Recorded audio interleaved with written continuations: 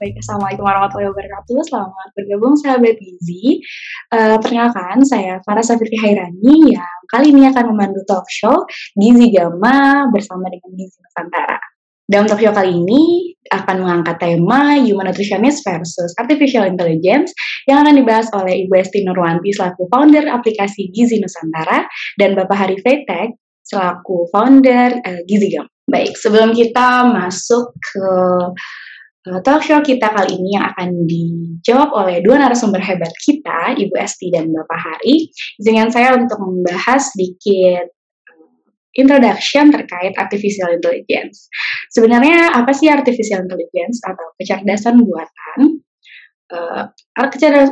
Kecerdasan buatan AI adalah bidang ilmu komputer yang dikhususkan untuk memecahkan masalah kognitif yang umumnya terkait dengan kecerdasan manusia seperti pengenalan pola, pembelajaran, serta pemecahan masalah.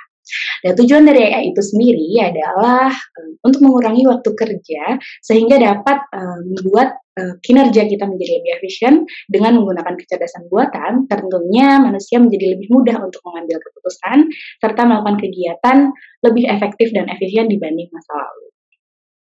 Baik, mungkin itu saja sedikit introduction dari saya. Selanjutnya kita akan mulai bertanya nih teman-teman terkait bagaimana sih sebenarnya perkembangan artificial intelligence yang sudah berlangsung di Indonesia. Untuk pertanyaan pertama mungkin akan kami ajukan kepada Ibu Esti selaku founder Gizi Nusantara, silahkan untuk dijawab.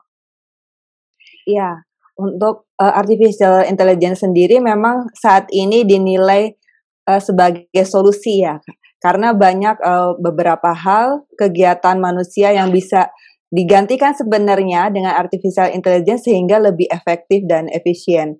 Karena bentuk teknologi ini diciptakan meniru fungsi kognitif dari manusia, misalnya analisis data, memahami pola, mengenali lingkungan sekitar hingga membuat keputusan. Dan AI ini sebenarnya tidak berbentuk robot ya, karena kita biasanya kan mikirnya robot itu. Karena tidak selalu berbentuk robot yang seperti di film-film itu. Jadi teknologi AI ini diciptakan untuk memahami dan memberi solusi. Bisa bentuknya itu misalnya komputer, perangkat, bahkan ada yang tanpa wujud gitu. Dan diharapkan AI ini mampu menyelesaikan pekerjaan manusia sehingga lebih mudah dan hasil yang maksimal. Dan mungkin yang lebih disukai banyak orang adalah fast response ya. Jadi saat kita butuh AI itu misalnya kalau kita mau konsultasi atau curhat itu dia fast respon dan sekarang sudah bisa dilengkapi dengan empati dan sebagainya. Jadi kita kayak punya teman curhat itu bisa diakses kapan aja dan di mana aja. Sedangkan kalau dengan manusia kan mungkin perlu waktu, tempat dan sebagainya, harus janjian dan kadang nggak pas gitu. Dan mungkin AI itu jadi salah satu solusi. Itu salah satunya misalnya chatbot sih yang saya sebutkan salah satunya. Karena ini terkait juga dengan aplikasi Gizi Nusantara, di mana kita kan mengandalkan ahli gizi untuk memberikan konsultasi kepada klien. Tapi kalau misalnya ada chatbot sebenarnya lebih cepat ya, karena kalau ahli gizi mungkin terkait misalnya kalau siang kan ahli gizinya bekerja di rumah sakit, atau di klinik, atau di puskesmas, sehingga padahal si klien tersebut mungkin butuhnya adalah pas siang gitu kan. Nah dengan adanya chatbot itu bisa jadi kita bisa kapan aja nih mau konsultasi gizi istilahnya. Itu sih sehingga mungkin masyarakat tuh lebih nyaman dengan menggunakan chatbot akhirnya karena tadi bisa diakses kapan aja dan nggak harus menunggu jadwalnya si ahli gizi misalnya. Itu udah ada beberapa chatbot misalnya untuk terkait program penurunan berat badan dan juga ada beberapa lain lagi konsultasi terkait mental health gitu dan sebagainya. Sehingga itu sebenarnya sudah ada. Sebenarnya kita sebagai ahli gizi atau tenaga kesehatan perlu juga nih meningkatkan kualitas kita, kemampuan kita agar kita ini mungkin ada daya lebihnya dibandingkan dengan chatbot yang sudah dilengkapi dengan AI. Mungkin Pak Hari bisa menambahkan nih. Baik, Pak Hari silahkan ditambahkan Pak. Ya, kalau soal artificial intelligence ini sudah digunakan sebenarnya pada banyak sistem. Kalau nggak usah jauh-jauh ya di HP kita yang kita pakai setiap hari gitu, ada banyak aplikasi yang mengandalkan artificial intelligence. Bahkan kalau misalnya kita menggunakan sosial media misalnya, sosial media juga sudah mulai menggunakan ini untuk saran misalnya, kemudian iklan yang sudah terfokus ya, yang sudah personalized iklannya, lalu ini berdasarkan scrolling kita, apa yang kita suka, interaksi kita dengan siapa gitu. Jadi memang teknologi ini sudah masuk dalam keseharian kita. Yang mulai dari sekali lagi sosial media yang kita gunakan, lalu kalau kita nonton misalnya kita sering nonton Netflix misalnya gitu, sudah menjadi yang dianjurkan ke kita itu sudah basisnya adalah pola kita gitu, apa yang kita suka, lalu mereka akan menganalisis lalu kemudian akan menyarankan sesuatu yang mungkin akan kita suka. Jadi adanya artificial intelligence ini sebenarnya memudahkan hidup kita. Dan ini sudah masuk di beberapa sistem, misalnya pada transportasi, banyak aplikasi-aplikasi yang sudah memanfaatkan itu. E-commerce, terus kalau kita booking sesuatu misalnya gitu, atau misalnya tiketing misalnya gitu. Jadi sudah banyak, sudah mulai banyak dipakai di banyak tempat gitu. Bahkan misalnya di bidang industri kesehatan pun sudah mulai memanfaatkan itu untuk menganalisis data-data yang sifatnya kompleks, yang mungkin oleh manusia sendiri ini tidak bisa secara langsung dianalisis. Jadi atau tidak bisa dengan mudah dianalisis dengan menggunakan otak manusia gitu, karena mesin itu kan tadi disampaikan ya lebih efisien, lalu lebih bisa mengolah begitu banyak data yang sifatnya objektif. Gitu. Jadi kalau dikatakan perkembangannya sudah sampai ke ranah keseharian kita. Itu, dan ini menjadi sesuatu yang tidak bisa terlepas dari kehidupan kita sekarang dengan memanfaatkan artificial intelligence. Oke, baik. Menarik sekali ya Bapak Ibu. Terima kasih banyak atas pemaparannya. Untuk pertanyaan selanjutnya, saat ini mulai banyak berita perkembangan AI seperti chatbot yang tadi sudah disebutkan oleh Bu Hesti, yang kurang lebih berperan sebagai ahli gizi digital. Seberapa jauh sih sebenarnya perannya dalam dunia pergizian, Bapak Ibu? Mengutip dari Illinois Tech, bahwa dari judulnya, dia memberikan your next personal nutritionist could be AI gitu. Menurut Bapak dan Ibu nih, dari sudut pandang ahli gizi, apakah peran ini akan benar-benar menggantikan human nutritionist, dan sistem kesehatan otomatis akan dengan banyak menggunakan AI gitu? Silahkan dijawab Ibu dan Bapak. Iya, memang untuk teknologi AI ini sebenarnya berkembang sangat pesat sekali ya. Dan banyak vendor-vendor itu nggak hanya satu, yang kita tidak bisa prediksi. Jadi kita tidak tahu sebenarnya siapa saat ini yang sedang mengembangkan AI itu siapa saja. Nah, karena tiba-tiba ada aja tersedia di Play Store atau mungkin di App Store dan sebagainya.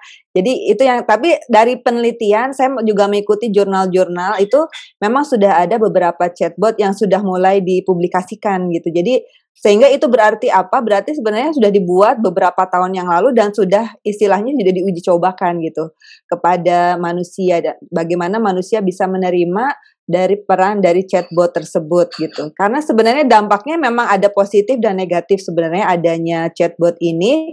Mungkin negatifnya sebenarnya orang jadinya hanya mengandalkan teknologi, jadi dia tidak kemampuan untuk sosialisasi dengan orang lainnya akan berkurang ya. Tapi kalau positifnya tentunya banyak pekerjaan-pekerjaan yang dimudahkan dengan adanya chatbot AI ini, terutama mungkin pertanyaan-pertanyaan yang terkait misalnya lebih ke biasanya dijawab oleh CS ya Kak, atau customer service. Gitu sih, semuanya itu bisa disetting di chatbot. Karena chatbot itu istilahnya juga kayak kita menyekolahkan seorang anak ya. Jadi kalau chatbot itu kita latih, jadi kita di pemrograman mungkin bahasanya, jadi kita bisa setting, maksudnya ada coding-coding yang misalnya vocabulary dari bahasa-bahasa apa sih yang biasa ditanyakan manusia itu. Jadi semakin banyak yang kita masukkan input ke situ, dia akan menyimpannya, dia akan merekamnya. Semakin banyak database-nya, maka itu akan semakin kita tuh jadi kayak semakin manusia, jadi kayak mirip manusia. Makanya seberapa banyak sih yang jadi masalah itu si programmernya ini dia menyimpan database dari memang kebiasaan kata-kata yang kita selalu tanyakan. Misalnya kita programmer itu membuat database apa aja pertanyaan yang biasa ditanyakan ke ahli gizi. Kan pertanyaannya misalnya kan kalau diet ini seperti apa, makannya apa yang nggak boleh dan tidak boleh. Ini kalau datanya antropometri seperti ini gimana gitu kan, status gizinya dan sebagainya. Itu semua akan dirangkum jadikan satu di bahasa coding gitu, dan sehingga suatu saat Kalau ada orang yang bertanya tentang itu bisa gitu.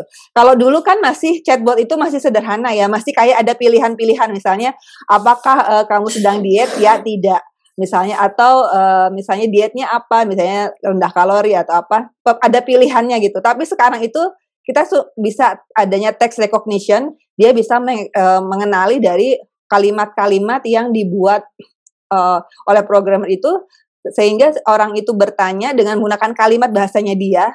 Jadi dia akan menyimpulkan sendiri, akan mengenali teks itu. Dan dia, si robot ini atau chatbot ini akan menjawab sesuai dengan coding yang pernah dibuat oleh programmer tadi. Itu baru text recognition. Sekarang udah ada voice recognition. Mungkin teman-teman suka pakai Siri ya. Kalau pakai iPhone itu ada Siri ya, jadi halo Siri lagi apa gitu kan atau bahasa Inggris gitu, dia akan menjawab. Berarti kan itu udah ada voice recognition. Nah itu bisa aja chatbot kedepannya juga disesuaikan. Jadi itu malah kayak ngobrol sama orang kan ya. Jadi memang itu udah ada voice recognition. Mungkin kedepannya juga ada, kan sekarang udah ada sih untuk picture recognition juga udah. Misalnya kan kita foto ini makanannya apa gitu kan, terus langsung keluar kandungan gizinya langsung keluar. Jadi kita tuh yang nggak usah input, nggak usah ngapain, tinggal di foto aja kita tahu kandungan gizinya berapa. Nah itu, tapi yang jadi masalah tadi database. Karena karena makanan di dunia ini banyak sekali jenisnya, mungkin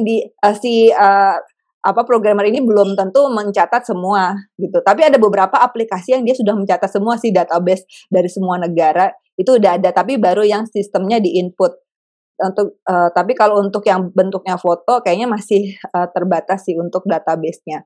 Atau ya juga dari database juga kita bisa juga men-setting misalnya bagaimana kita bisa merekognisi dari CCTV itu kalau pasien itu mana dia yang lagi sedih, mana yang enggak. Terus kita akan memprioritaskan orang yang lagi sedih misalnya, terutama di ruang ICU misalnya, kita akan tahu siapa orang yang misalnya dia lagi gawat darurat, misalnya lagi butuh pertolongan cepat gitu, dia bisa lihat dari mukanya, raut mukanya misalnya.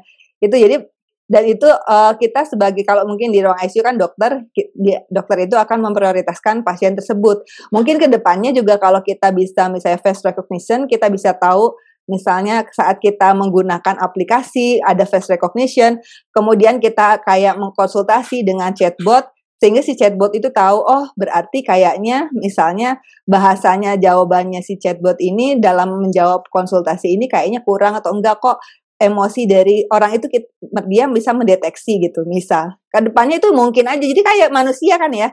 Jadi saya tahu misalnya Mbak Farah itu mendengarkan konsultasi saya ini bete apa enggak atau mungkin itu bisa kita mendeteksi dari senyumnya atau mungkin kan ada dari senyumnya, dari raut wajahnya dan sebagainya. Jadi kedepannya saya rasa chatbot itu lama-lama akan dari text recognition dia akan voice recognition, kemudian juga akan picture recognition, kemudian mungkin ada kedepannya face juga dan sebagainya. Jadi lama-lama itu memang akan menyerupai manusia sih kalau untuk chatbot sendiri. Dan masalahnya kalau chatbot itu enaknya kalau kita membuat aplikasi berbasis chatbot itu bikinnya udah sekali aja, udah itu bisa dipakai selamanya istilahnya. Tapi kalau menggunakan ahli gizi kan macam-macam ya. Prosesnya harus rekrut dulu, harus juga pelatihan dulu, harus juga memastikan mereka fast respon, harus memastikan mereka nggak ada komplain dan sebagainya. Tapi kelebihannya, kalau si chatbot ini ya tergantung tadi, kalau cuma dilatihnya dia sampai levelnya kan ada TK, SD, SMP, mungkin sampai SD, ya dia cuma segitu bisanya. Tapi sedangkan manusia mungkin kalau dia belajar terus kan, misalnya Mbak Lala sering ikut pelatihan lah tentang malnutrisi, tentang apa, tentu jawabannya akan lebih luas gitu kan ya. Sebenarnya masih ada unggulnya sih, kita konsultasi pada manusia dibanding dengan chatbot, karena chatbot itu tergantung yang kita program tadi, sedangkan manusia kan terus berkembang ya, terus tadi apalagi ikut pelatihannya Gizi Gamal tuh banyak banget. Jadi ya kemungkinan nanti jawabannya sebenarnya lebih bagus kalau kita bertanya ke manusia sih. Jadi kedepannya makanya tapi dengan catatan kita harus mengimprove pengetahuan kita. Kalau sama aja tadi kayak chatbot yang bisa aja chatbot itu kita latih sampai D3 S1 udah selesai gitu. Tapi kan manusia terus belajar dan belajar. Yang jadi masalah kalau manusia itu tidak belajar. Jadi jawabannya mungkin lebih jelek daripada jawabannya chatbot itu sih. Jadi yang kita harapkan itu agak kalau manusia itu atau sebagai ahli gizi itu tentunya terus mengupdate ilmunya. Baik. Baik, luar biasa sangat memotivasi diri Bu tentunya. Semoga teman-teman yang menonton juga ikut termotivasi untuk terus upgrading diri agar nggak kalah sama chatbot. Baik, untuk pertanyaan yang sama nih Pak Hari, bagaimana AI dapat menggantikan manusia dalam hal ini nutritionist atau ahli gizi, di mana kita tahu bahwa banyak berita terkait perkembangan AI seperti chatbot yang kurang lebih berperan sebagai ahli gizi digital. Boleh dijelaskan nih Pak, seberapa jauhkah perannya sampai saat ini di dunia pergizi? Silahkan Pak Hari. Ya, terima kasih pertanyaannya. Jadi kalau mau menyambung tadi ini sepertinya Bu Esti yang merupakan founder aplikasi ya yang berinteraksi dengan begitu banyak ahli gizi. Ini kayaknya rada-rada curhat gitu ya. Kalau saya memang fokusnya di pendidikan dan di Gizi Gama, di aplikasi juga fokusnya ke pendidikan gitu, dan memang kita semua ya basisnya ahli gizi gitu. Saya sebagai dietitian, saya tidak punya background di bidang teknologi informasi atau apapun itu, atau komputer dan segala macam. Jadi memang kita sebagai user as it is. Nah, kalau ditanya mengenai perkembangan AI, sebenarnya nggak usah jauh-jauh ya. Bahkan sebelum AI, kita udah kenal Google gitu kan. Jadi kalau mau nanya apa-apa, nanyanya ke Google gitu. Misalnya gini, saya mau diet gitu. Ya, saya punya pilihan. Saya mau ke rumah sakit, datang ke ahli gizi, atau saya cuma googling aja gimana cara menurunkan berat badan gitu. Itu kan akan keluar semua jawabannya di Google ya.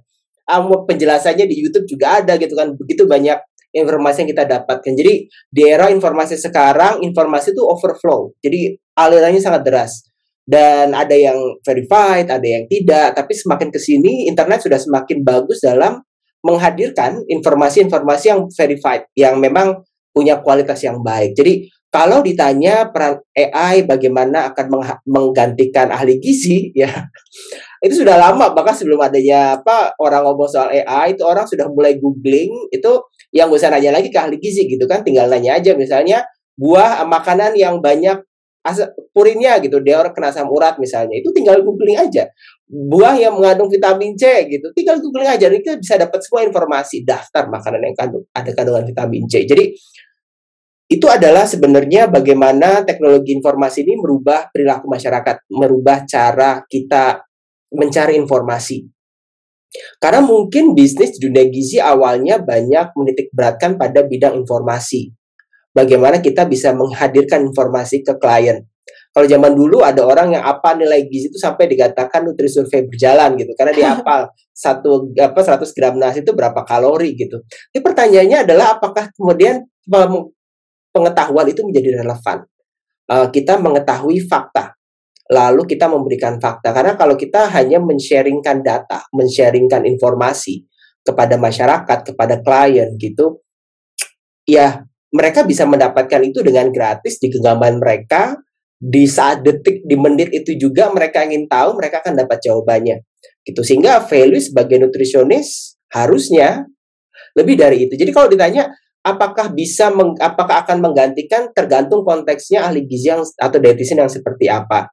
Apakah yang hanya bisa menjawab pertanyaan dari klien atau bisa mencarikan solusi masalah.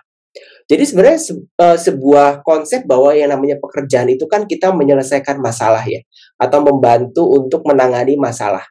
Dan dari situ kemudian ada service di situ. Sebagai nutritionist dan dari situ kan kebanyakan bekerja sebagai di bidang service atau penyedia jasa. Dan ketika jasa yang diberikan itu adalah informasi dan informasi itu tersedia, ya apakah diperlukan gitu. Lalu dengan munculnya AI, sekarang internet menjadi lebih komprehensif. Kita yang awalnya cuma nanya purin kita menanya makanan tinggi purin berapa, sekarang dengan adanya teknologi informasi dan artificial intelligence, sekarang kita udah tinggal masukin nilai asam urat kita, langsung akan terdeteksi, lalu akan keluar rekomendasi misalnya makanan yang boleh dianjurkan dimakan seperti ini, yang tidak dimakan seperti ini dan sebagainya. Dan kemudian sekali lagi itu akan berubah, dan dengan menariknya dengan adanya wearables atau teknologi yang ada di smartwatch kita misalnya atau dalam HP kita gitu, sudah bisa mendeteksi banyak hal, komponen-komponen seperti Kalau sekarang tuh ada denyut jantung lah, lalu langkah kaki lah dan segala macam kalori yang kita bakar dalam sehari gitu kan. Sudah bisa terdeteksi dengan smartwatch kita gitu kan. Dan dari situ juga bisa keluar, oke kita aktifnya itu nggak aktif banget gitu. Jadi kita nggak perlu kalori yang banyak-banyak gitu. Dan itu membuat layanan AI layanan gizi yang berbasis AI itu menjadi real time, menjadi lebih akurat, menjadi lebih efisien, dan menjadi lebih bisa mendampingi. Karena permasalahan dengan model bisnis yang kita miliki yang secara konvensional adalah ketika orang punya masalah, dia akan datang ke ahli gizi, lalu kemudian dia akan konsultasi, lalu akan mendapatkan informasi, lalu dari informasi tersebut kemudian dia akan balik lagi gitu kan ke rumahnya. Pertanyaannya adalah ketika dia balik lagi, apakah informasi tersebut bisa diterapkan? Terus tiba-tiba kalau besoknya, oh ya tiba-tiba sih mau makan kangkung, boleh nggak nih makan kangkung? Terus kemudian tiba-tiba siangnya minum es jeruk misalnya, sih boleh nggak minum es jeruk? Jadi bayangkan kalau ada ahli gizi setiap kali mau makan ditanya, itu kan ribet ya jadi orang ya. Gitu. Belum kalau pasiennya cuma satu, pasien ada 10 gitu kan, tiap kali mau makan nanya. Itu yang kemudian akan merubah gitu koneksi antara klien dan penyedia layanan gitu. Oleh karena itu mungkin definisi nutrisionis dan dietitian di masa depan kita perlu merubah apa yang kita berikan gitu. Karena kalau basisnya informasi mungkin tidak akan terlalu dibutuhkan dalam tanda kutip ya, karena orang juga bisa mendapatkan informasi dari mana-mana. Tapi lebih ke bagaimana membantu klien untuk mengatasi masalah mereka. Bagaimana menggunakan pengetahuan yang komprehensif, dan juga ini ada banyak hal yang tidak diketahui klien itu adalah konteks. Tidak diketahui AI itu adalah konteks misalnya. Konteks ini di Indonesia loh, di Pulau Jawa misalnya, atau di wilayah Sunda misalnya. Kemudian kita suruh makan gudeg gitu sebagai solusi menu gitu kan. Nyarinya di mana gitu kan. Terus misalnya kita kliennya dari Manado gitu kan, kita kasih misalnya karedok gitu, bikinnya gimana, emang suka gitu. Jadi konteks ini sesuatu yang sebenarnya sudah kita miliki dan tanpa sadar sebenarnya sesuatu berharga dari manusia. Karena pada akhirnya yang bisa menyelamatkan kita sebagai sebuah profesi adalah human connection. Kita melayani sesama manusia. Tentu ada unsur kemanusiaan yang mungkin akan sulit ditiru oleh chatbot atau AI ya, bahwa pada saat remaja gimana sih feelingnya, atau saat dewasa, saat punya anak, konteks misalnya sudah lansia gitu, bagaimana deliver message itu diberikan, apakah secara dingin misalnya kan, kalau Siri atau kita pakai apa ya, Google Map itu kan mbaknya yang ngomong itu kan datar gitu kan. Kadang-kadang sebagai manusia itu kita ingin mempunyai koneksi dengan orang di mana ada nadanya, terlihat orang itu care, kemudian sesuatu yang punya pengalaman personal. Jadi service di bidang itu yang membuat ini menjadi nilai lebih. Karena kalau sekali lagi hanya bertumpu pada informasi itu tidak cukup. Kita perlu punya pemahaman komprehensif mengenai permasalahan. Misalnya dia penyakit diabetes, kita memahami konteks penyakit diabetes seperti apa, perjalanannya seperti apa, faktor yang menyebabkan seperti apa, lalu masalah yang dimiliki oleh orang tersebut itu seperti apa, baru kita kemudian mengambil keputusan. Dan ini adalah sebuah proses panjang dan saya kira akan perlu waktu bagi AI ini untuk memahami konteks, apalagi ketika dibawa pada level yang sangat personal gitu, bahwa setiap orang itu dari suku budaya tertentu itu akan punya approach tersendiri terhadap makanan, approach sendiri terhadap kesukaan, lalu mencarikan solusi berdasarkan pemahaman bahwa saya itu manusia gitu. Jadi itu yang mungkin akan lama bagi AI untuk catch up, dan sesuatu yang berharga yang sebenarnya kita miliki dan tanpa kita sadari itu sesuatu yang mungkin akan menyelamatkan kita dari ancaman ancaman layanan yang kemudian ditawarkan oleh sistem yang berbasis AI. Oke, saya tambahkan ya, karena pekerjaan ahli gizi ini yang seperti kita ketahui kan, pertama kan dari assessment ya, assessment dan sebagainya kan di aplikasi sekarang sudah ada memasukkan berat badan, tinggi badan dan lain-lain.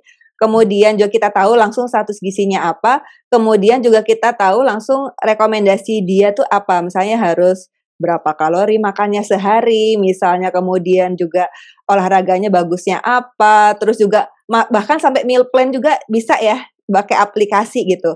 Bahkan untuk mengetahui kandungan gizi makanan apapun juga sudah ada. Jadi banyak sebenarnya yang udah tergantikan sebenarnya. Dan bahkan sekarang kan udah ada juga kayak asuhan gizi atau PAGT yang mungkin sudah di website, bentuknya website. Nah, saat ini memang kayak masih di input. Mungkin ke depannya kita tinggal masukkan aja data-data apa dan udah jadi tuh asuhan gizinya kan, terus tinggal di-download gitu. Itu sebenarnya ya, itu memudahkan sih kalau untuk asuhan gizi ya, untuk PAGT. Tapi kalau untuk yang tadi dari assessment tadi menggunakan aplikasi sampai jadinya meal plan itu sebenarnya ahli gizi itu udah nggak terlalu banyak yang diperlukan. Sebenarnya masih perlu mungkin, tapi jumlahnya tidak terlalu banyak. Padahal kan alumni kita gizi itu kan setahun bisa 3.000 orang gitu sih. Jadi kalau misalnya semakin adanya AI ini yang tadinya butuhnya mungkin 3.000, sekarang jadi butuhnya 100 kan itu sebenarnya jadi problem sih.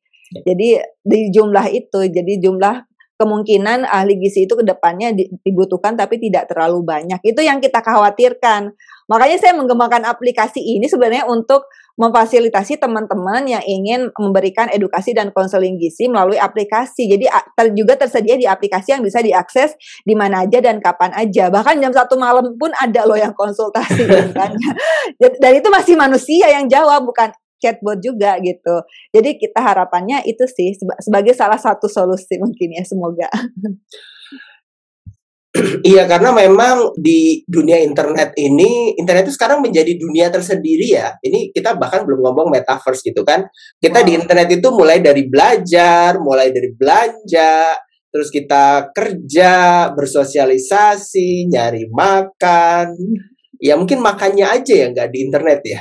Tapi mencari makan sudah di internet basisnya. Searching gitu. Atau online ya. Online gitu kan, belanja, kita mau tiket pesawat atau nyari tiket, nyari hotel, mau wisata, semua dari internet basisnya. Jadi memang di fitur masa depan pekerjaan ini akan banyak mengandalkan dunia digital dan mungkin sekali lagi yang dibutuhkan itu ahli gizi yang punya kapasitas nggak cuma to do, tapi juga to create and to manage gitu. Karena mencari kesempatan atau hal-hal yang mungkin missing atau yang kurang di masyarakat untuk menjadi lahan servis yang baru gitu.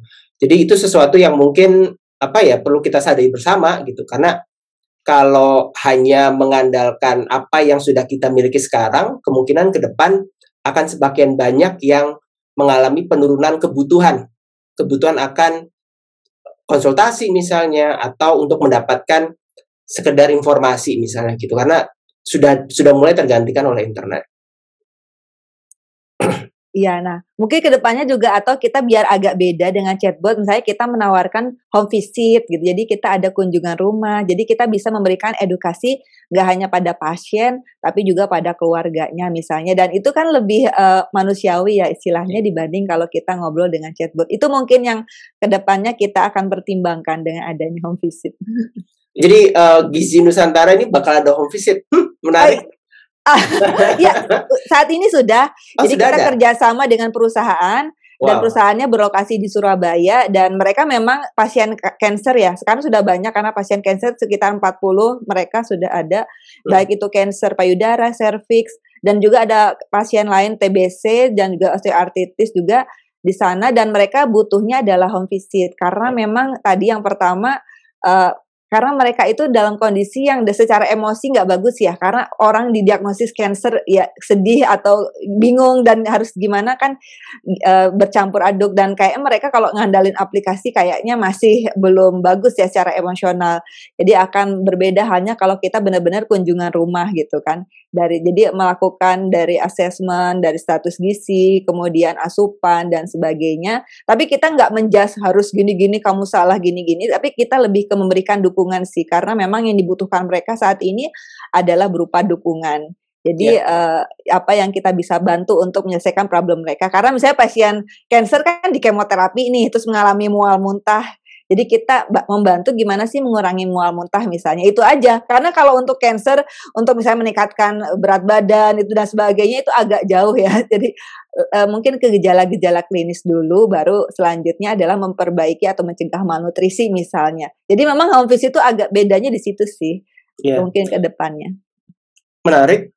Dan memang kalau bisa dibilang ada beberapa prediksi ya. katanya nanti bakal ada useless generation gitu, atau pekerjaan yang sudah mulai tidak banyak digunakan, tetapi ada pekerjaan yang masih bisa bertahan, terutama yang dia memerlukan human connection. Jadi human connection itu menjadi kunci ya.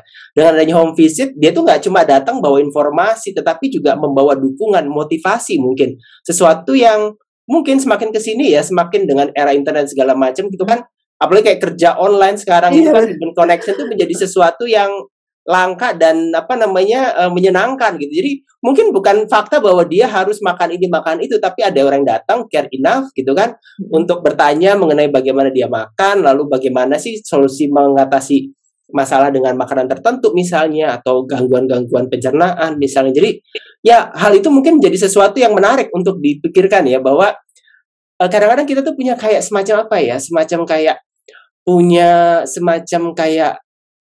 egosentrik, atau punya kayak pakem gitu, bahwa kerja tuh harus kayak gini, harus jam 8 berangkat, jam 5 pulang gitu kan, dan harus ada di bentuk gedungnya atau kantornya atau rumah sakit atau kliniknya gitu kan, untuk bisa dikatakan bekerja. Dan mungkin pekerja di masa depan akan menjadi semakin fleksibel, bahkan mungkin ya yang bisa sampaikan bahwa mungkin home visit ini akan menjadi bisnis model ahli gizi di masa depan gitu, karena yang dibutuhkan sekarang nggak cuma informasi gitu, orang cuma perlu dilihat gitu kondisinya, lalu mungkin juga dicarikan solusi ketika ada masalah dengan yang dimakan. Baik, pemaparan yang sangat luar biasa. Terima kasih Bapak dan Ibu. Sesimpel itu. Jadi memang nutritionist dan dietitian need to upgrade themselves biar nggak kalah dengan perkembangan artificial intelligence berupa chatbot yang katanya akan bisa menggantikan peran nutritionist di masa yang akan datang, terutama di era 4.0 menjelang 5.0 ini ya Pak.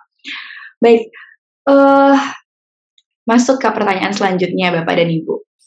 Kita tahu bahwa perkembangan artificial intelligence ini akan kemungkinan di masa yang akan datang akan menyediakan spesifikasi dan mekanisme yang terstandar, yang jelas baik dari pengolahan datanya, teknis, bahkan sampai keamanan klien itu sendiri.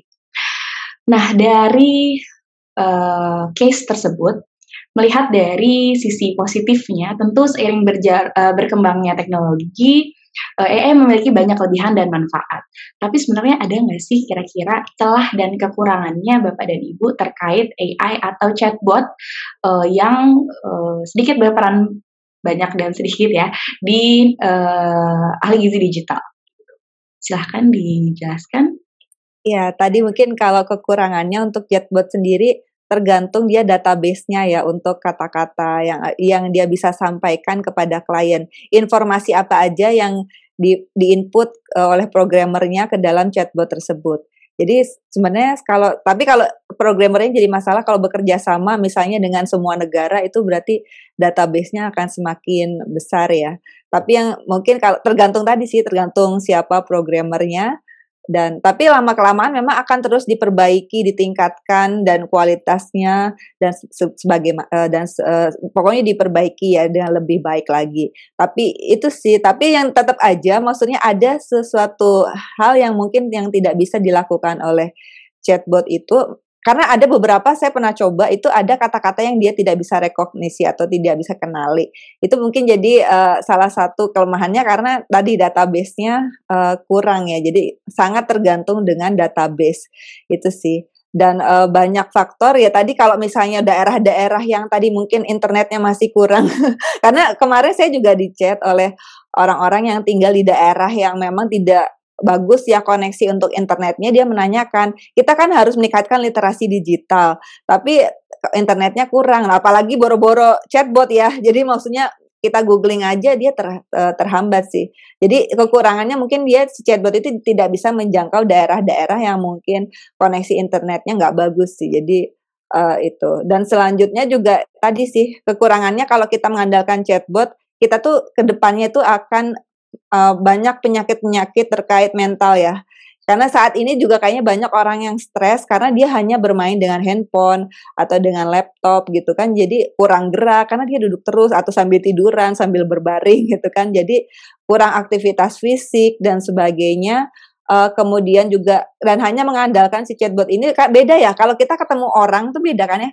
Sama dengan kita hanya ngomong sama handphone. Karena kita akan lebih happy jika ketemu orang, bisa jalan-jalan, nongkrong-nongkrong misalnya, atau mungkin kalau ke klinik juga sebenarnya nggak hanya masalah kita bertemu dengan ahli gizinya langsung, kita ada perjalanannya nih.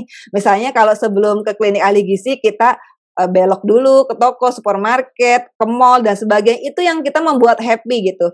Jadi itu yang mungkin tidak ada kalau kita hanya mengandalkan chatbot dan hanya diam di rumah.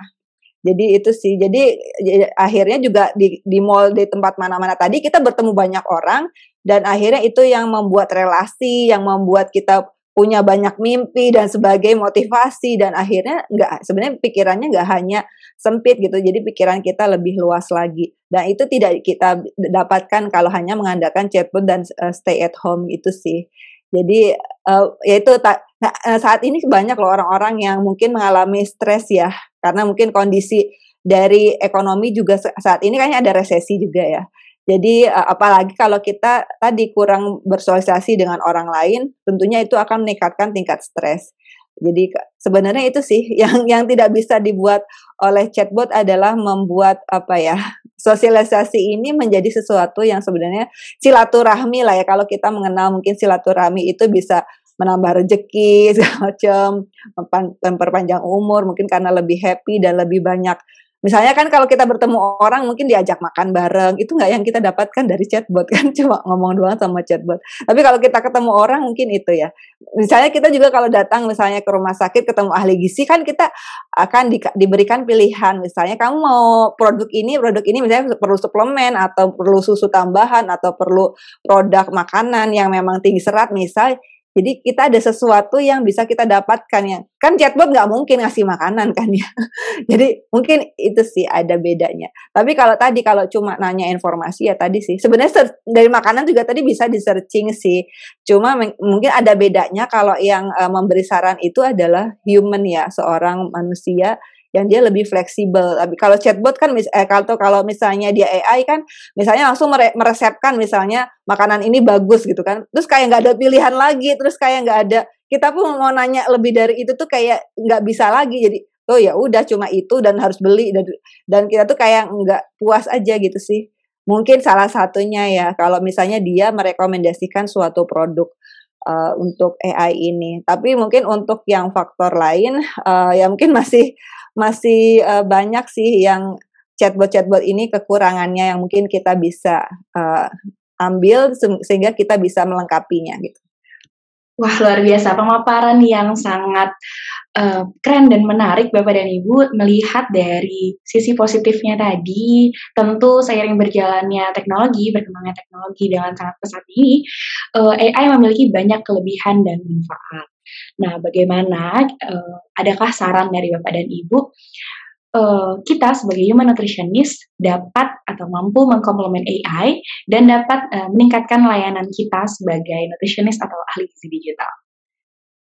Baik, silahkan Ibu Esti dan Pak Hari. Ya, kalau untuk melengkapi bisa aja misalnya di aplikasi Gizi Nusantara itu misalnya dilengkapi dengan AI sebagai customer service. Nanti misalnya ada orang masuk kemudian dia akan bertanya jawab dengan chatbot itu terlebih dahulu, kemudian mungkin chatbot itu akan mengassessment juga, misalnya halo apa kabar, misalnya dia bisa kan dengan sistem chatting juga ya, misalnya gimana kabarnya, berat badannya berapa sekarang dan sebagainya, sekarang makannya apa aja, justru itu membantu si ahli gizi itu, jadi data assessment-nya itu sudah ada di awal, sehingga si ahli gizi ini tinggal menyimpulkan diagnosis gizinya apa, kemudian apa rekomendasi dietnya. Dan kemudian kalau selanjutnya monitoring evaluasi sebenarnya bisa dibantu oleh chatbot ini, oleh bantuan AI. Misalnya si klien ini bisa melakukan monitoring dan evaluasi, misalnya kalau asupan makan bisa mereka tinggal input apa aja yang mereka makan gitu di aplikasi. Kemudian juga di setiap harinya sehingga si klien dapat melihat grafiknya, misalnya ada penurunan asupan kalori atau tidak, kemudian berat badannya ada penurunan atau tidak, kemudian si ahli gizi itu akan melengkapi, misalnya seminggu kemudian atau sebulan kemudian, dia menyimpulkan, oh hasilnya kemarin dari assessment, kemudian dari hasil konseling gizi ini ternyata ada perbaikan dari misalnya dia berat badannya berlebih atau termasuk obesitas, kok sekarang jadi normal. Jadi ahli gizi itu tinggal menyimpulkan, kemudian memberikan rekomendasi lain yang dapat meningkatkan kesehatan si klien. Misalnya nggak hanya obesitas, misalnya kolesterolnya masih tinggi misalnya. Jadi ahli gizi ini lebih ke sifatnya dia menyimpulkan dan mengevaluasi ya klien itu, terus kemudian si klien itu harus melakukan apa lagi gitu. Sedangkan yang monitoring dan evaluasinya, monitoringnya dari dia, self assessment dari si klien atau self monitoring dari si klien ini bisa si klien lakukan setiap hari. Tapi saat dia perlu konsultasi di pertemuan berikutnya dengan ahli gizi bisa mendukung dari perkembangan klien tersebut, apa yang harus dilakukan selanjutnya gitu. Jadi itu bisa sih saling membantu antara AI dan nutrisionis. Semoga kedepannya adalah aplikasi Gizi Nusantara bisa terus dikembangkan ya, dan kita bisa menjangkau lebih banyak masyarakat. Amin, amin, amin. Baik, selanjutnya silahkan Pak Heri untuk dijelaskan kepada teman-teman terkait bagaimana kita dapat meningkatkan layanan dengan memanfaatkan artificial intelligence di dunia pergizian kita, Pak. Iya, saya kira kalau ditanya seperti itu, jawabannya masih belum diketahui gitu, karena kita masih perlu mencoba gitu membuat layanan yang basisnya AI, tetapi kita di balik layar gitu. Seorang dietitian atau nutrisionis ya, karena memang yang ada sekarang banyak teknologi yang berkembang itu basisnya justru mungkin akarnya ya bukan dari ahli gizi sendiri atau nutrisionis sendiri, basisnya adalah orang-orang yang memang punya kapabilitas di bidang teknologi informasi misalnya, lalu kemudian mengembangkan, mungkin akan menggunakan jasa 1-2 orang ahli gizi atau nutrisionis, tetapi bukan sebagai developer utamanya gitu. Jadi kita memerlukan banyak ahli gizi yang memang bisa berkembang di arah situ dan membawa perubahan sebenarnya gitu. Tapi memang sekali lagi permasalahan dengan kita adalah kadang-kadang ketika kita punya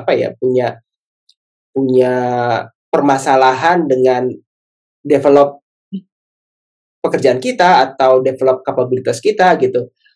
Misalnya kayak belajar coding misalnya. Sekarang tuh kan bisa belajar dari mana aja ya. Bahkan kayak belajar coding itu ada yang udah mulai dari bocah itu udah diajari coding gitu. Jadi kalau anak kecil aja bisa gitu, harusnya kita bisa gitu. Tapi permasalahannya adalah seberapa banyak sih kemudian nutrisionis yang mau untuk kemudian mengambil jalur itu gitu. Karena memang itu jalur yang belum banyak dilalui orang. Jadi resikonya kemudian terlihat akan semakin besar.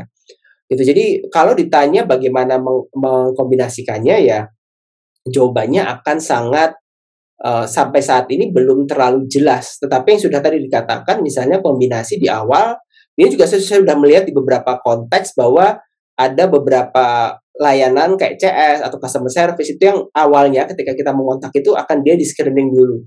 Kita pertanyaannya kayak apa, ingin mengarah kemana, lalu kemudian ujungnya diberikan layanan gitu. Sehingga ada ada proses penapisannya, lalu kemudian akan memudahkan kita dalam melakukan assessment. Itu yang bisa kita lakukan, atau kita menggunakan data yang sudah ada dari klien. Data-data yang dikumpulkan dari beragam jenis komponen ya, kayak misalnya data dari physical activity, data dari usia, jenis kelamin yang sudah terkoneksi dengan internet, termasuk misalnya kalau data-data pengukuran lab juga sudah terkoneksi dengan internet, itu akan memudahkan kita gitu dalam membuat profiling. Tapi sekali lagi ini bidang yang masih cukup baru, masih belum banyak yang bisa kita ketahui. Yang ada adalah bahwa sekarang sudah ada aplikasi berbasis AI yang mampu memberikan layanan seperti seorang nutrisionis. Pertanyaannya adalah bagaimana kita kemudian berkembang dari situ. Ini masih menjadi tanda tanya karena kita sendiri apa yang kita jual itu sama dengan yang dijual oleh AI. Jadi kalau misalnya kita ingin mengkombinasikan atau meningkatkan lagi ya kita perlu mengeksplorasi. Dan saya kira untuk menjawab itu kita perlu trial tersendiri. Karena hanya basicnya teori aja mungkin pasarnya juga nggak butuh gitu kan. Jadi perlu usaha dari dua belah pihak. Iya betul, apalagi sekarang vendor-vendor itu sebenarnya banyak menawarkan untuk AI ya. AI sendiri di sini kita tinggal mengkontak vendor, kita buatkan pengen seperti apa itu gampang banget. Nanya di masalah itu yang punya banyak uang istilahnya, siapa investornya itu jadi masalah. Jadi kalau semakin investornya semakin berpengaruh, semakin memiliki modal yang cukup banyak, sebenarnya itu akan mempengaruhi ke AI ini sendiri gitu. Jadi ya kalau kita bersaing dengan mereka yang investornya tingkat level tinggi kan jadi beda. Sebenarnya kita nggak bisa bersaing, itu sih. Itu yang jadi masalah. Makanya sebagai ahli gizi sebenarnya terus harus ya mungkin belajar programming itu tujuannya agar tidak terlalu mahal ya kalau kita dibandingkan kalau kita mencari vendor, karena untuk AI sendiri yang sederhana itu bisa 200 jutaan. Itu apalagi yang levelnya sudah tinggi itu udah bisa miliaran atau lebih gitu. Jadi ya itu, jadi bagaimana sih kita bisa belajar itu, jadi kita bisa sebagai orang yang memang ahli di programming. Itu mungkin kita bisa salah satu upaya sih. Oke, baik. Mungkin ini adalah pertanyaan terakhir nih Bapak dan Ibu. Terkait, adakah tips and tricks agar ahli gizi mampu mempertahankan eksistensi di era perkembangan artificial intelligence, terutama dalam dunia konsultasi digital? Silahkan Pak Hari dan Bu Esti. Ya, kalau apa yang bisa dilakukan, kalau saya gini, karena kita kayak melabel nutritionist, dietitian tuh kayak satu label, padahal yang dilakukan tuh banyak. Dan semakin kesini semakin berdiversifikasi lagi gitu. Ada yang senangnya kerja di masyarakat, di NGO misalnya, ada yang senangnya di program, ada yang senangnya di level klinik misalnya gitu, ada yang di industri misalnya, di food company, ada yang macam-macam lah gitu. Jadi tempatnya itu sebenarnya sekarang semakin banyak. Kalau ditanya apa yang bisa dilakukan untuk meningkatkan layanan, ya pertama, settle dulu dengan apa yang disukai atau bidangnya, lalu kemudian develop dari situ. Dan saya kira setiap bidang sendiri itu punya masa depan dalam memanfaatkan di bidang AI atau teknologi gitu. Karena wilayah kita cukup luas, apa yang bisa kita lakukan sebenarnya cukup banyak. Cuma kadang-kadang kita terjebak, terkonsentrasi pada satu wilayah dan takut untuk mengembangkan diri masuk ke ranah-ranah lain. Jadi ketika udah punya satu tempat, lalu kemudian kita develop tempat itu dari situ, gitu, dengan memanfaatkan AI tentu saja. Iya, AI sendiri ya sebenarnya kita bisa gunakan AI ini dengan baik ya, karena mungkin ada beberapa pekerjaan ahli gizi yang bisa kita mudahkan dengan adanya AI. Misalnya salah satunya tadi dengan adanya asuhan gizi atau bentuknya PAGT tadi. Jadi kita tinggal masukkan data-datanya, kemudian AI akan membantu untuk mungkin menyimpulkan, membuat diagnosis, terus kemudian udah ada jadi rekomendasi diet sehingga leaflet dan bahan penukar misalnya itu udah langsung otomatis, kemudian kebutuhan kalori berapa, kemudian juga proteinnya berapa itu sudah otomatis AI bantu, kemudian kita tinggal cetak leafletnya atau mungkin hasil resume-nya. Kemudian kita tinggal edukasi, itu mungkin yang memudahkan. Karena selama ini kan ahli gizi itu bisa, kalau konsultasi itu bisa 1 jam ya. Karena dari proses assessment hingga proses misalnya dari memberikan edukasi, belum keluarganya lagi, belum pasiennya. Sehingga kita tuh maksimal sehari cuma bisa ngasih konsultasi berapa orang sih? Misalnya cuma 2 orang atau 3 orang. Padahal pasien di rumah sakit kan banyak banget ya, apalagi di rumah sakit besar gitu. Jadi sebenarnya kalau dengan adanya AI ini kita bisa mempercepat itu semua, sehingga mungkin itu udah jadi assessment-nya udah jadi dalam waktu 5 menit misalnya 15 menit selanjutnya kita bisa memberikan konseling, sehingga kita bisa menjangkau banyak pasien. Karena selama ini yang saya sayangkan itu hanya pasien tertentu aja yang dikasih konseling gitu kan, padahal saya rasa semua orang perlu. Dan selanjutnya mungkin bisa bisa diarahkan, kalau mau konsultasi dengan saya selanjutnya bisa melalui aplikasi. Itu jadi kita nggak putus silaturahmi dari rumah sakit aja, kita memperpanjang silaturahmi, meneruskan follow up, terutama karena yang penting follow up ya, karena banyak nih pasien rawat jalan di rumah sakit yang kita nggak tahu nih setelah kita ngasih konseling ini mereka ada perubahan gula darah kah atau perubahan berat badan kah, itu mungkin yang kita bisa monitoring dengan menggunakan aplikasi. Baik, terima kasih Bapak Hari dan Ibu Esti atas pemaparan yang sangat luar biasa. Baik, terima kasih banyak kepada Pak Hari, Freitech SGZ MSC RD PhD, dan Ibu Esti Nurwanti, SGZ RD MPH PhD, telah memaparkan informasi dan ilmu baru mungkin bagi kami terkait human nutritionist versus artificial intelligence. Baik, tadi sedikit disinggung oleh Bu Esti, mungkin apabila kita terlalu banyak mengandalkan smartphone dan chatbot by system, mungkin akan banyak berdampak pada mental health kita, sehingga didapatkan fakta menarik bahwa human nutritionist akan tetap lebih unggul terkait food culture dan food habit atau budaya dan kebiasaan makan masing-masing suku, terutama di Indonesia. Yang mana mungkin artificial intelligence belum mampu sespesifik itu. Dengan konsekuensi, we need to upgrade ourselves untuk mempertahankan eksistensi dan kredibilitas kita sebagai nutritionist dan dietitian digital. Ya, kita perlu mengeksplorasi serta trial untuk dapat mengetahui seberapa jauh dan seberapa besar kita mampu menjadikan AI dapat meningkatkan layanan kita, apalagi ahli gizi itu bukan hanya satu label, melainkan banyak diferensiasinya, masyarakat, klinis, juga pangan, dan kita perlu settle di salah satu bidang yang kita minati, lalu mengembangkan dengan memanfaatkan teknologi atau artificial intelligence. Baik, terima kasih kami sampaikan kepada Ibu Esti dan Pak Hari atas kesempatannya bergabung bersama kami pada talk show kita kali ini yang bertema Human Nutritionist dan Baik, terima kasih kami ucapkan kembali kepada Ibu Esti Nurwanti SGZ RD MPH PhD serta Bapak Hari Freitech SGZ MSc RD PhD karena sudah bersedia menjadi narasumber hebat kita dalam talk show kami kali ini, yaitu Human Nutritionist versus Artificial Intelligence. Terima kasih juga kepada sahabat gizi yang telah menyimak dan berpartisipasi dalam talk show kita kali ini. Sampai bertemu pada talk show kita yang akan datang. Terima kasih, selamat siang, sampai jumpa. Selamat siang. Selamat Sampai jumpa siang. lagi.